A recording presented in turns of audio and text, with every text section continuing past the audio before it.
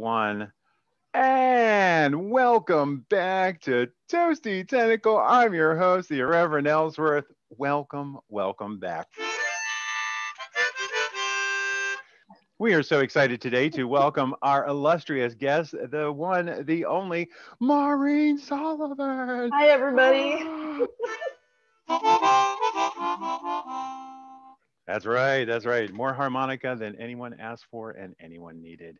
I'm honored. Maureen, I'm thank you honored. so much. Oh, you should be honored. Let me tell you, we don't blow the mouth organ for just anybody, I do Maureen. feel horribly underdressed right now, though. You should feel underdressed because, frankly, if your background doesn't match your outfit, Maureen, what are you doing? I mean, you've got a Mickey there. You could have very easily tied Mickey in, some family photos. You had a whole kind of, Midwest Wow.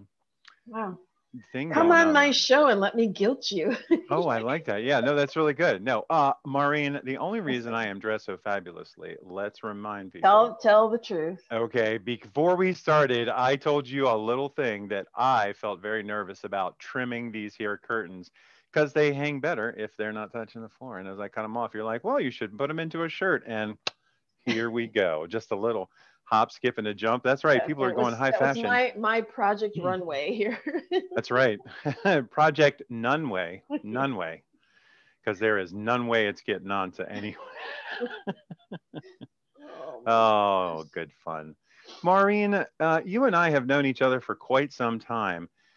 What mad intersection of life brought us together? Do you remember? Yes, a wonderful place called Coconuts Comedy Club in Clearwater, Florida. Yay! Where we had the illustrious honor of not only being the highlights of many open mic nights, but we also shared a stellar, I think it was probably a once in a lifetime for that organization. And that was a double split feature in which we got paid with post-dated checks. Let me tell you something. There is something magical, Maureen, when you go to the club owner at the end of the night. And let me tell you, I was honored. I was so honored because here, a fellow open micer, someone who, by the way, could bring numbers, because I might bring a friend or two every once in a while, but you pulled up the nurse bus and was like, come on, ladies, you got to listen to me talk. And you really pulled out numbers. So for you to call me up, I remember, and you're like, hey, you want some time on Friday night? And I'm like, do I want some time? And you're like, yeah, there's going to be a special split double feature. And we're going to split a check and split an entree. It was so amazing because at the time it sounded really special. And then you realize that he didn't want to pay one comedian full price. So he cut it in half and paid two comedians much, much less. And but I was still so excited. And I carried around that check, the top of the check for the longest time. Yeah, I did. It was post-dated. I remember it was on a necklace too. It was very humbling. Oh yeah, like yeah. One of those little urns. I did. It was one of those little pill containers, one of those little metal ones, so you don't forget it. Yeah. It's the only thing the CSI team finds when they, find your remains. They're like, well, thank goodness his bills are okay. The rest of them. Wonderful experience. Coconuts Comedy Club still running, I'm sure. Probably under the same management. Several changes over the years, but wonderful stomping grounds for everybody to go on to bigger and better things, right? Coconuts for the most part. Well, when you think about it, a coconut, the reproductive cycle of a coconut is such that they shoot out these seeds that are both spherical and they float. So the real beauty of Coconuts Comedy Club is that no matter how many rooms got shut down, it just kept blowing seeds into a new town and opening up a new room before the bad wind of failure could waft through town and make it like bad gas and bad rumors to the other side of it. It was incredible. It's great. It's some of the worst comedy I've ever performed. But you know what? We're stronger for it. Oh, we are. I have to believe. Oh, definitely. That's, I think, it's the foundation for where we all went. It was beautiful. A shared foundation. We've all hit big time all over the world. Oh yeah. I mean now. Sorry. I do apologize. My my garment has Keep come your undone. clothes on. My, my Maureen, Guys, everybody. you got me so excited about old times and everything. I'm going to have to turn this into a toga party. So essentially, uh, it was an amazing time, and we learned so much. We learned you should never get dressed on a sprinkler. Uh, Oh yes, yeah, yes. yeah, Oh shut down an entire room. Entire room. Yeah, that was good. It's like yeah, $30,000 worth of water damage. He yeah. Somebody hung hung their hung his clothing shirt article on the on the sprinkler sprinkler and broke that system, and crystal and flooded out a room. So wow, and that was probably the best way that show could have ended. That was absolutely the best way it could have my ended. defining moment, my wonderful feedback from the owner at the time was, "Your comedy is too intelligent for my audience." It was the most backhanded comment. Could you dumb that down just a touch? He's like, "It's just too intellectual. People don't get it. People don't actually." What he said was, "People don't want to have to think on a weekend. Okay, they're here to drink and have fun. They don't want to think." So Your jokes feel like homework. yeah, Could you yes. stop that? But in front of the right audience, you know. How I did an opening. I did a 90-minute show in Boston for a nurses conference at 8:15 in the morning, and I thought, there's no way anybody's showing up. And why should I show up? 2,000 people showed up at 8:15 in the morning. in the morning. It was like a rock star moment. It was fabulous. That's awesome. Fabulous. So the right audience, it's worth it. The right audience will Yeah. do it for you every time. That's amazing. And perhaps the right audience just wasn't in Clearwater that weekend. Or any weekend for that And that's matter. why we got post-dated checks for payment. Now, Maureen, you're gonna have to let that go. You're gonna. I remember we've told this story now intermittently twice, and the word post-dated has come up no less than six Okay. times. We haven't told the story that. No, this is good. This is healing. This is a safe space. We here at Toasty Tentacle. This is what we call the tentacle of healing. This is yeah. You feel that toasty tentacle wrap It around just you. set me up for every other show I ever performed. It To the did, point didn't that it? I was holding cash up to the light to see if it was real. Taking snapshots and doing direct deposit on my phone as soon as the show was over. So yeah, it was healing. Yes. It's so funny because as a performer, you become heightened to the plight of other performers. So whenever you see like a documentary about comedy or comedians or something like that, and every now and then you'll see that one documentary about like jazz performers trying to run the circuit in the 50s, and they have to like almost threaten the bar owner to get their cut of the door, and you're like, that's, I'm living that. Okay, I'm living that. Okay, now we're in that. Yes. Okay, I watched 35 people walk in here. You don't have $1 for me? Not $1? I'm not even asking for 10% of the door. I just want the money. I remember one time I walked in the club, they kicked me. I couldn't even sit in the back. They're like, you can't sit in the back. I was like, I'll go sit in the bar. They're like, no, we rented out the bar for a singles club. You have to wait outside till it's your turn to be on stage. I'm like, how am I supposed to hear my call? For those starting out in comedy, there is not necessarily a green room at every facility that you go to. Every club, every facility doesn't have a green room. If you're lucky, the green room is in the bathroom of your gender. If you're lucky, and not always are you. Yeah. I just that was rough. That was really, really rough.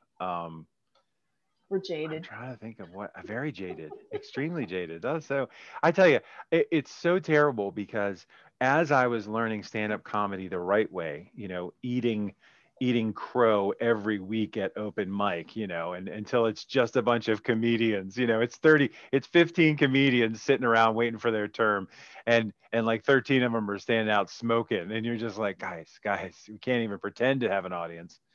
But at the same time, I was also doing Toastmasters, and the Toastmasters was so nice and so pleasant. Yes.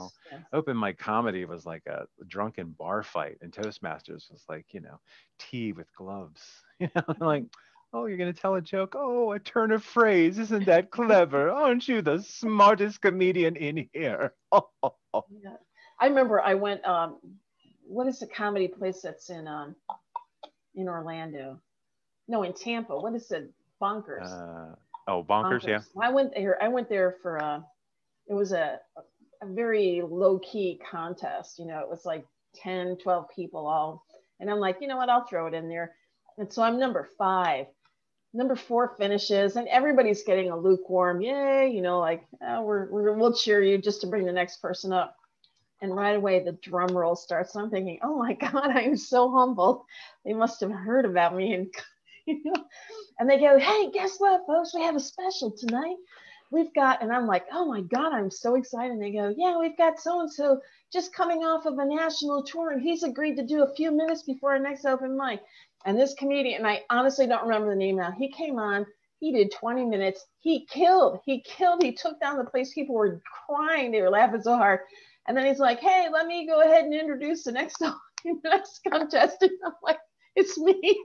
I'm just like, just forget it. You know, just give my spot up. I'm like, right off of Comedy Central too. Hey, let's get the girl from Coconuts in Clearwater who has intellectual comedy. I just, you just. Oh, it was horrible. It was so amazing. I mean, I was even crying. He was so good. I'm just like, I can't follow you. The best I can do is ask for an autograph or a picture, you know? Really, that should have been your entire bit. Yeah. Just be like, and I'm going to follow that. Right. Yeah, I'm going to follow that. Yeah. Yeah, this is all toast. Could I get an autograph or something? Right. But yeah, no, it's. Oh, I'll never forget it. He was so good. He was so good. I mean, he earned that tour that he just came off of. It's so funny because only in this world and the world of performing do you simultaneously want people to succeed and fail. Right. Because the better they are, No the better better than the that. show, but the better they are, the harder you have to Right. work. You're just like, Right. you know, it's kind of like the new person at the factory. They're like, slow down, you're making us look bad. Yeah. Why are you sweating so hard? How about you Why do you headline? have to be so funny? None of us were. Yeah, yeah. How about you let all of us peons go on and then you headline while the Exactly. judges are Thank you. tallying? Oh no, Thank you. you're Mr. Hollywood. You need to leave Yeah. early. Sure, sure. Why don't you go at 4.5? I'll be number 5. Thanks. I still. Mom, I'm thinking about changing careers. Yeah. I mean, that's all you can do at that point. What else are you gonna do? What else are Give you up gonna your do? spot. You know. And now we're Hey, going on to 5. No, bring ahead 6. no, Let's start no, with 6. no. You know what? Screw 5. She's toast Yeah. anyway. Just leave her Yeah. in the water. Hey, folks. Hey, number 5, lady who's not going to win, doesn't even need to know her name. Just yeah. Sit back down. Hey, you know, you have something that Great. bad. You know what you got to do? The only thing left to do Yeah, it's write a book. is to write a book. Or I was going to say start a podcast. So which did you do? Did you write a book or start a podcast? I will be releasing my 4th book by the end of June. Finally.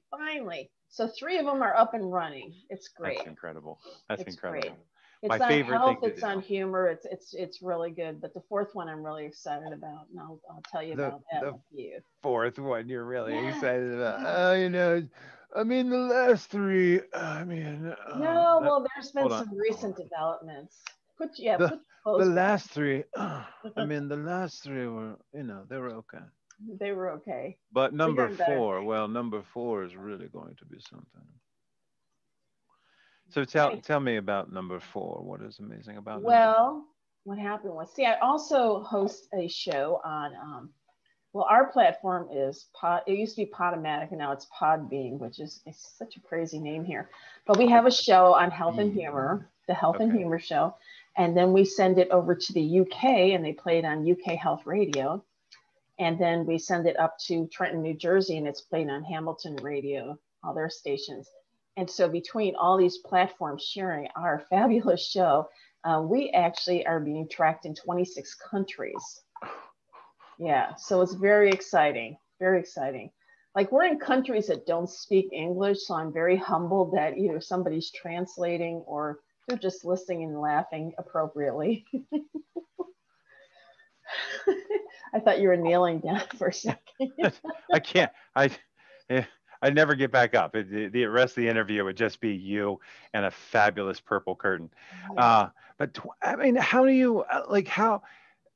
Okay, so I remember in the early days when you were just starting out, and of course there's always like, hey everybody, we went international because that was the first time you had a listener in the UK or something like that. Yeah. So how do you go from tracking in 2 countries across a handful of people to tracking in 26 countries with untold thousands and Yeah. thousands of listeners? I mean, what's it like? I mean, is it hard to get in your attention? Is it hard to get through to you now? I mean, should I talk Not to at your all. agent? I mean, what's Not going on? yet. Not yet. Not No, yet, not yet. We're getting there though. it's very humbling. UK Health Radio has been fabulous. They welcomed us onto their platform, and then they also gave me a monthly column in their online health magazine. So they cross promote that. And Hamilton Radio out of Trenton, New Jersey, both of them have millions of listeners, unique listeners every week. They've got UK Health Radio. I was on a Zoom call with their performers, if you will, and they had over 40 countries represented on a Zoom call, which is very cool because the call went through, I bet, 4 different time zones. There was people that were just waking up, and people that were having dinner, and people that were falling asleep trying to stay awake, and then there was me, Middle Tennessee, going, it's my 4th book. But no, they've been great. They cross promote it, they cross promote it. We're on all the the Instagram and Facebook and Twitter and stuff like that, but they're the ones responsible for it. Obviously. Obviously. So that's the health and humor The health show. and humor show. Yes. The health and humor show. Okay, Yes. good. And do you have a co-host on this? I understand There's a wonderful gentleman, Kevin Michaels, on there. Oh, Kevin Michaels. Sounds like a wrestler. Kevin Michaels. Well, yes. Kevin Michaels on the show. Not only co-hosts, but does all the motherboard stuff that I would be so lost. I wouldn't have a show without him. So, yes, he.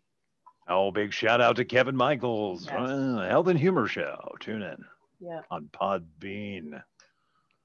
Because it's been a long time since you've tuned into the Podbean. It's unique. Podbean, not endorsed by this program. So that's awesome. So how long have you had the podcast now? It's been going on a couple of years. Well, we have over 400 archived episodes. Yes. Wow. So once a week. So we're into the 8th year easily. Yeah. That's incredible. How do you never run out of things to talk about?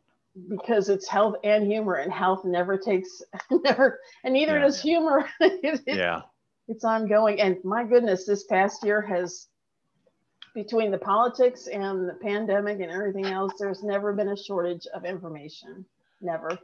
Yeah. So it's really good. We've got open communication. We ask listeners to call in and submit jokes and stuff like that too. So very cool. Do a lot of international research on the medicine, because we have to hit all the countries that are allegedly listening to us too with news. Allegedly. With news that's appropriate to them. Yeah. I love it's funny because a couple years ago my commute just got so tiring listening to music. Like I listened to all my CDs, all the radio, they were playing the same. You listen to a radio 4 hours in a week, you've heard all their rotation. Right. So after a while I started tuning into NPR and C-SPAN radio.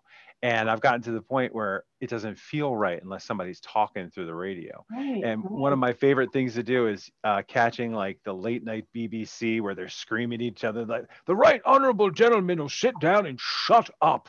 Just, and then if you really stay up really late, like 2 or 3 o'clock in the morning, you will get like public radio news from countries like from Ghana. It's like we are tuned into Uganda, and today the minister, and it's like, let's ask these ladies who are now combining understanding, trying to reverse the fear of witchcraft in our country. Okay, we're going to talk. Love it. Oh, it's just amazing, and that is probably one of the coolest things about that kind of exposure is there's always something new in the world, That is, I got off topic, but that's so fun. I'm so excited about the podcast. That's awesome. It's great. It's great. 8 years.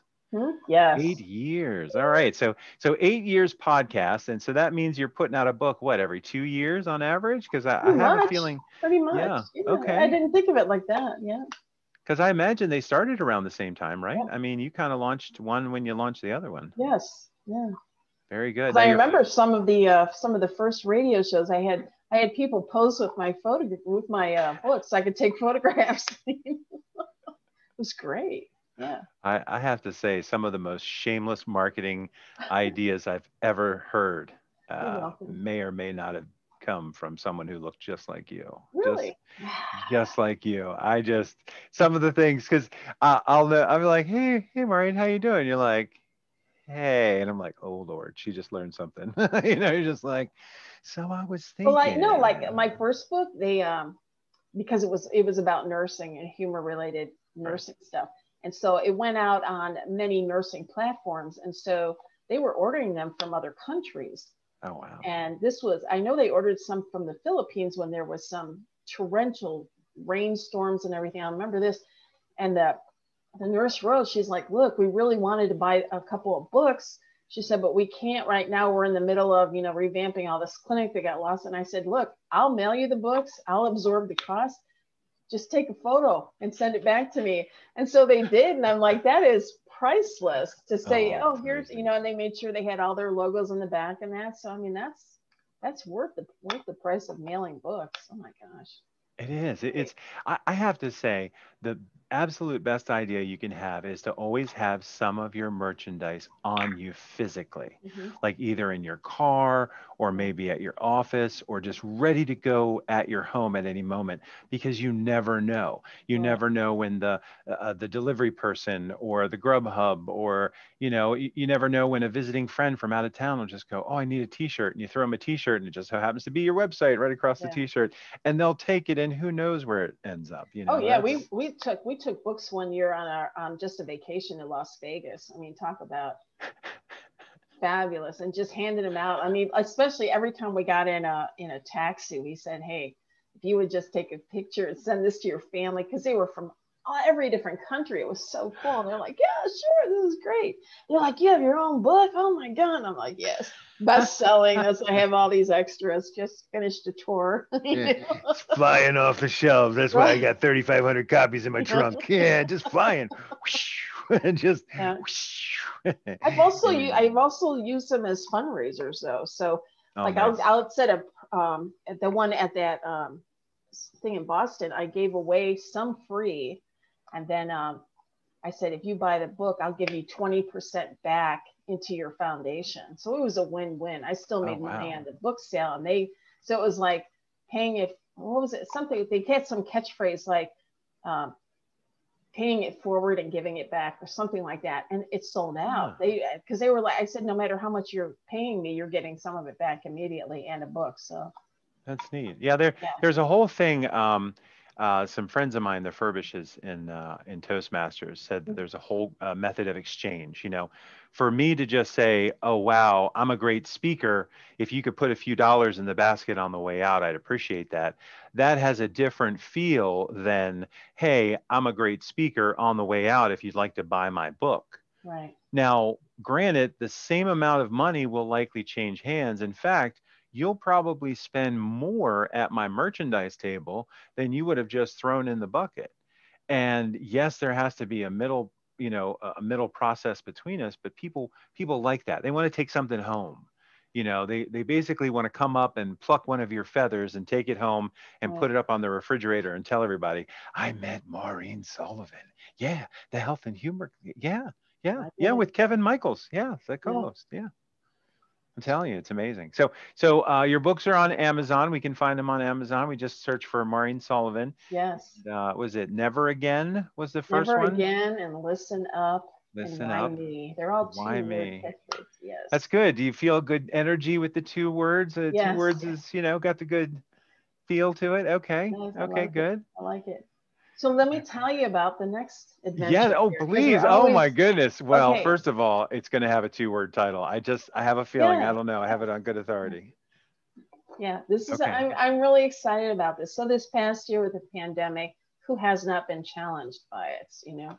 And so at some point, it was at the point that you just realize there's really nothing I can do except ride this wave of uncertainty and just stay as healthy as you can under the circumstances. And so we took it upon ourselves to just part of it was to eat better and eat healthier and exercise just to try and avoid the mundaneness of sitting at home and being socially distant under the same roof for many hours a day.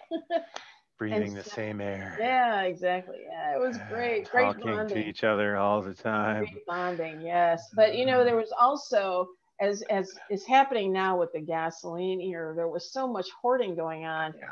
And I was so frustrated standing in lines for everything. And then when the meat products started disappearing off the shelves, and then when they did come, I mean, the cheapest meats were now 4 and 5 times what they should be. And I refused to pay that. I just, so what I'm Yeah. going to tell you actually spun out of me being stinking cheap and nothing else. And I want to put a spin on it that I'm thrifty and I'm self-conscious and I have a level of self-awareness, but I am cheap as they come here. So I started substituting, you know, all the vegetables and beans and that. And then the other thing is we pay for Netflix, and I was getting frustrated that we weren't watching anything on Netflix or Amazon Prime. So I spent the last year like surveying all these health related movies and staying up half hour at, you know, Oh. hours at a time watching health related movies. So I ended up going vegan, whole food, plant-based vegan over the pandemic. And I will tell you that the issues of this pandemic actually saved my life. And I mean that in all sincerity, because I know a lot of people lost their life during this pandemic. But going all plant-based and that, and just eating so stinking healthy, put back about 60% of my grocery bills back in my pocket. The cost, I mean, the cost savings were amazing. Made me much more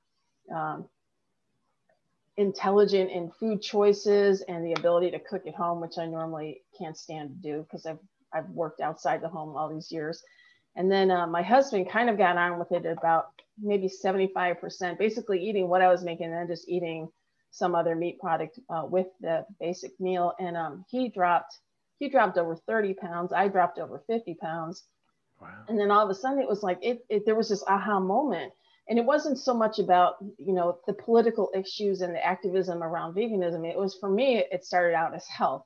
I know a lot of people said it started about, you know, their concerns about the violence and that going on in the farming community and the slaughterhouses and everything. And this was truly health-based. And so over this past 9 months, because it's only been 9 months since we started this, we've had major discussions with our medical providers. We've come off of medicines. We've had medicines cut down in dose-wise. And then medical doctors don't normally have a lot of nutrition information put in front of them during medical school. More so, they're trained how to prescribe medicines and not diet. That's the basic line here.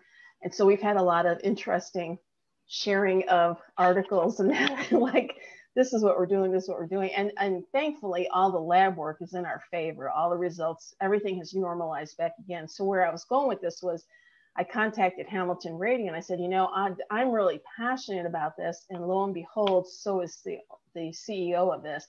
And so at the end of June, when I have my final 1-year lab work in that, I'm going to launch a vegan dedicated radio show to coincide with the launch of my book on this lifestyle change. So Wow. yeah, so it all came together in less than a year, and it's, you know, one of the most difficult years that everybody has had. Yeah. So yeah, it's been great. It's been great. That's incredible. Yeah, we've had a lot of learning curves with our physicians, and then a lot of collaborative and a lot of argumentative conversations. So, Oh, I'm sure. I'm sure.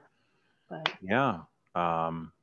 Yeah. Without even getting into the political or the humane or cruelty aspects of it, I can't tell you how many programs I've heard about deforestation, just because, you know, they're chopping down trees to grow grass to feed animals, and they said that the processing is too much. They said it would be so much simpler to grow a field of vegetables and eat those vegetables than to grow it for an animal and then eat that animal.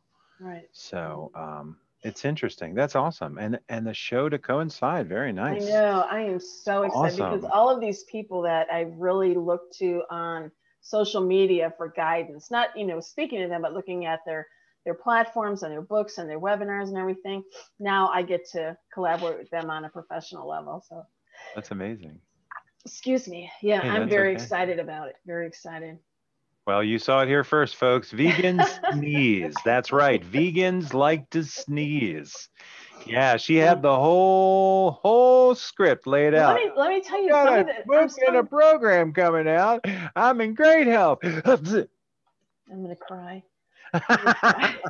But here's the like the lab work, the lab results have all normalized. Everything's been stellar, and that's Right. what the medical community likes to look at. Of course. So then these two other incidents happened in the last few months, and it's been this aha moment for other healthcare providers. So I went to the dentist for what was scheduled 6 months ago to be a deep cleaning of my teeth, and he went in and he's like, he goes, what did you do? And I go, what do you mean? He goes, there's nothing. He goes, there's not even the need for a cleaning, much less a deep cleaning. He goes, what have you done differently? Because like he thought I actually went to a dentist in between my dental visits. And I'm like, the only thing I've changed is a plant-based diet. He goes, it's unbelievable. He goes, I've never seen this happen before.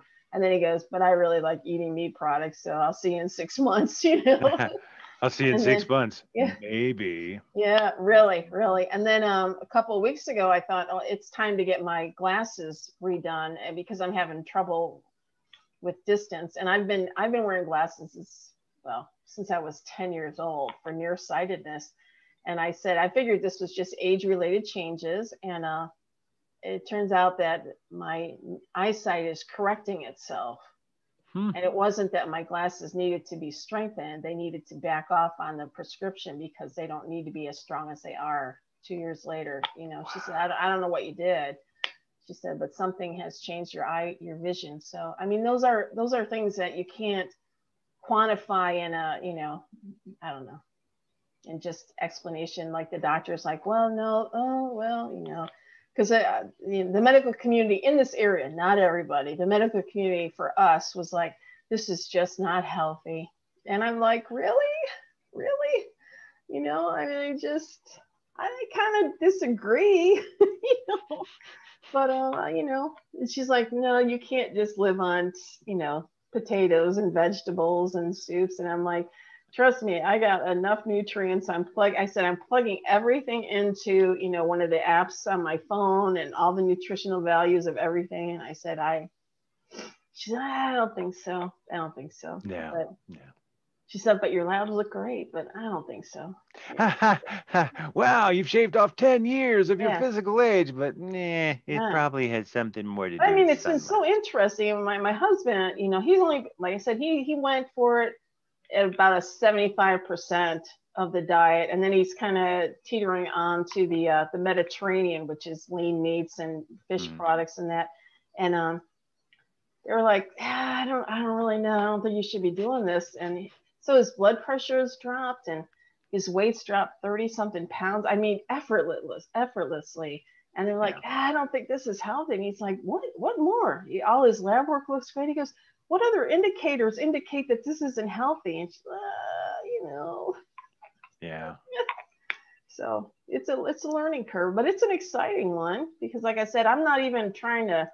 I mean, I'm not an activist by any means of it. I'm not out there telling you you're doing it wrong, I'm doing it right. I'm just riding under that wave, if you will, and just going, this is what I'm doing and this is what's happening. So the results speak for themselves, I guess. So yeah, I know that you've said on a couple times that without getting anything political or even activist related, but it no matter why you change your consumer choices, because that's really what it comes down to, is if you say, I want to try veganism or vegetarianism or the Mediterranean diet for that matter, if you change your consumer choices, someone in the production world is going to have issue with it. Yes. If we eat a lot of corn, our farmers grow a lot of corn. If we decide we want soybeans, well, then we either need to tell our farmers or our farmers are going to be very upset, So I think just remember that as you get backlash, because I'm sure you've gotten some already, and you'll get a lot more, just realize that everybody wants to eat. It's a great thing. A friend of mine is from Sierra Leone, and he said it's There's an expression of corruption among people. They'll say like when a not so nice politician gets into power, they'll go, "Oh, it's my turn to eat. You know, it's my turn to fill up my plate." You know, there's that feeling of, and he offers the opposite. He said, the real problem is that the best part of society is when everybody eats, when the most Right. people eat. And Right. and that, I have to say, is one of the strongest arguments for a plant-based diet, is that you can feed more people with plants than you can with animals. Sure. You just can, because corn can grow literally centimeters from other corn, and other than sunlight, water, and some good soil, you don't have to walk it, you don't have to clean up after it. You cut it down after the season's over. So, Yeah. but yeah, Well, I told the people at the radio station, I said, what I really want to do is just for people that haven't really explored it, is to really lay out all the information in an objective platform. I said, right. I'm not going on to say, because I've met people already and go, if you don't, even when I was, eating meat products, and they're like, well, you're really bad because I'm a vegan and you're not. And now, well, I'm a vegan, but I've been a vegan less than a year. In the scheme of things, I have many years to pay penance for. You do the best you can until you can do better, they say. So, Oh, wow. but Hey, like I said, the results are speaking for themselves. And it's like, I don't have to do anything except deliver it on an objective platform and let people express why, as you said, why it works, not just for one person, but for a community, for a world setting in that. So, yeah. but Well, it's it's good. like all the old medicines where they're like, oh, we got to change the bandage to keep the spirits out, and you're like, well, we're also changing the bandage because it keeps the bacteria out, and it's like, well, we might find one day that the future of our world is more based around a plant-based system. And I also see technology going the other way, where we see a cruelty-free meat.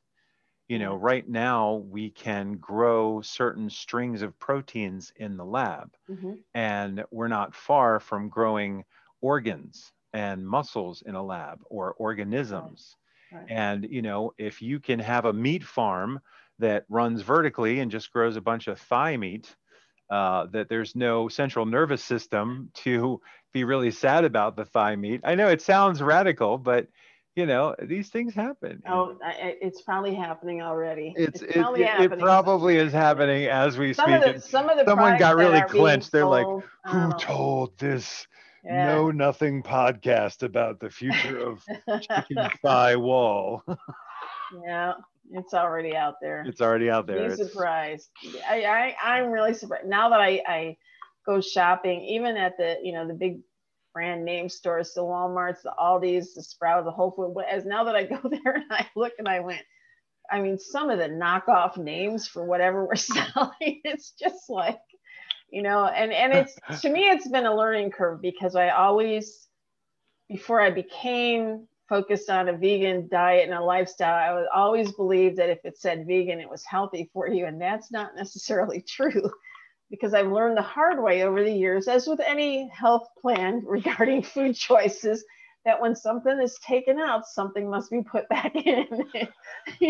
Something else must be put in. And so there's this term called junk food vegan, and boy, is that got a lot Oh of good yeah, stuff. it is, because you Yeah, you can keep the letter of the law without keeping the spirit of the yeah, law very yeah. easily. Another thing, though, when you claim to be vegan for the first time um, around a holiday, it is surprising how your Christmas gift exchange goes. It's very surprising, the stuff that I've gotten this past year versus the other decades worth of gifts. And I'm like, I didn't know there were that many vegan product lines out there, but apparently I'm on every subscription list now. So yeah. Tofu of the month? Oh Who yeah, does yeah, tofu of yeah. the month? Paste this and paste that. Oh yeah, yeah.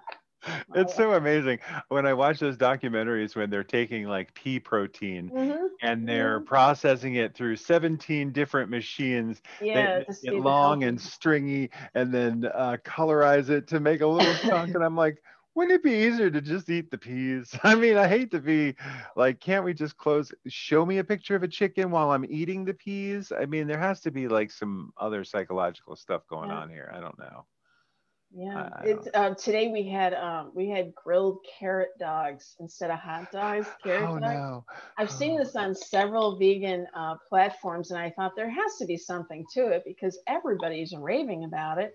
And so I made it where you marinate long carrot sticks for up to 24 hours in this concoction of your choice. And then you grill it, and then you put it on a hot dog bun, and apparently you cover it with so many condiments that you can't taste anything except that spicy mustard and onion. But I said, mind over matter. I'm like, I'm eating a dog here. yeah, Yeah. absolutely. So Absolutely. yeah. Well, it's interesting that you bring that up because Oh, the Impossible Burger. Burger King has had a vegetable burger on their menu for years. Yeah. But they never made a big fuss about it, but it was on there. And it was funny because I thought that's the one to do because a Whopper tastes like a Whopper because of the bread, because of the onion, the Right. tomato, the mayonnaise, the It's all ketchup. about condiments, It's man. It's all nothing. about the condiments, which are all vegetables. So Right. all of these vegetable condiments are used to disguise the awful taste of dead meat. Anyway, I won't. I'll get off my soapbox. I don't know why. Well, it's interesting though, because I was just reading a book today, and it said people aren't really like when people I can't live without my steak or something. They said, steak tastes terrible by itself. It's all the spices that you put it in and the soak, this and the marinade and everything. It gives the flavor to what you think is, oh, it's a piece of steak. I love steak. And I'm like, I you don't know. love steak. You love all those vegan condiments. But carrot Yeah, dogs, man, that's I love I pulled am pork I am sandwiches. No, you love barbecue sauce on bread. That's what you love. You don't love the pork. Trust me. There were so many condiments on this hot dog bun. I don't even know if a carrot fell out during the process. You ever had a Chicago dog? Oh A yeah, I'm from Chicago dog is like Chicago. having a full salad smashed into a bun. You're just like, I did a TikTok recently. I'm like, welcome to Chicago. We don't cut up our condiments. Right. It's like, oh, you want a pickle? There's a pickle. Yeah. Yeah. I don't even, Longer than the bun. Yeah. it is. It is hilarious. No, I think it's all mind over matter. I just I want, know. you know, there's some vegetables that come out real. You don't need teeth for, and it's just like a grilled carrot. You need teeth for. I'm very excited to tell you. Got a good bite to it, huh? It's got a good crunch. It Anyway, the book's gonna be great. The show's gonna be even better. Oh my gosh, absolutely, so absolutely. So excited. we're looking for that to come up in July. So that's Yeah. coming up right around the corner. All right. And of course, we can check out the Health and Humor Show on Podbean. Maureen Sullivan, thank you so much for It joining has us been a today pleasure. on the Thank Toasty you. Tentacle Thank Show. Well, you. we don't send you off without a little bit of the puppet experience because, you got to mark that off on your bucket list. This is one of our friends here. She's We glad. are so dressed up for this. Amazing. I'm so glad you came out here today, Maureen. I'm so Thank glad. you. Thank you. The honor is all mine. Absolutely.